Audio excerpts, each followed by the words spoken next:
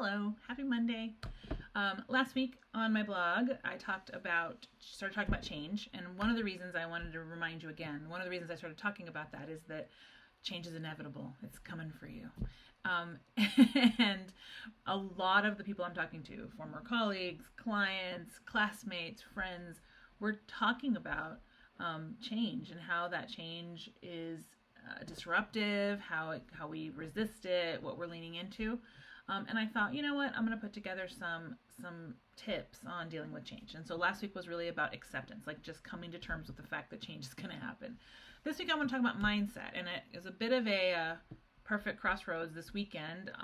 At the recommendation of one of my clients, I read the book Mindset by Carol Dweck, and so she's very much focused on growth versus fixed mindset. So I had already decided mindset was the topic for this week, and then I read the book and I was like, yes, more of that, more growth mindset. So what is a growth mindset? A growth mindset says that my intellect and my ability, while some of it comes with DNA and genetics and nature, right?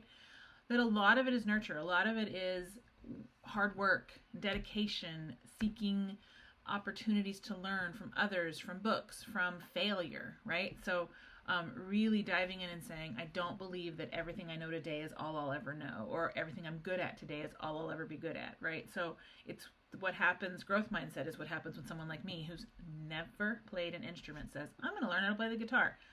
It's going terribly, but I'm still trying.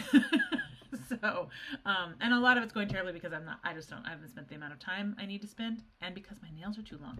There you go. Now you know. So these are things that I can solve. I can spend more time and I can cut my nails shorter. That's a growth mindset.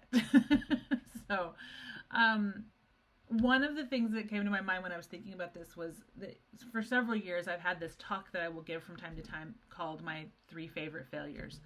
And inevitably, every time I give this talk, when I come in and say the topic and say we're going to talk about failure, the room clenches. Everybody sort of clenches up and shoulders crawl up to the ears, and I feel like the whole room holds its breath until they realize that I'm going to talk about my own failure and that I'm pretty excited about it.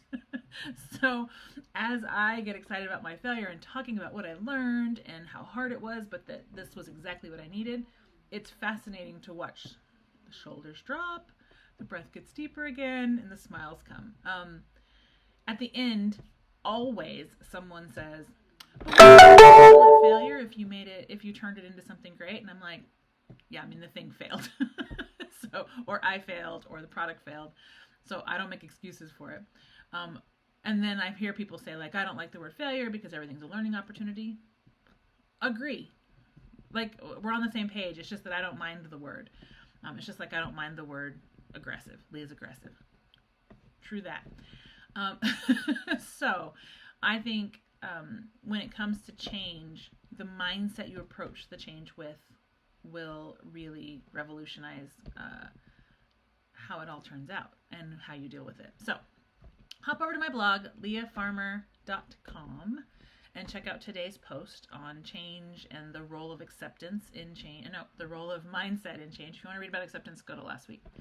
And then stay tuned for next week when I'll talk about it. If you are stuck in some sort of change and want someone to talk it through with, I would be happy to coach you. I do 30-minute free consultations.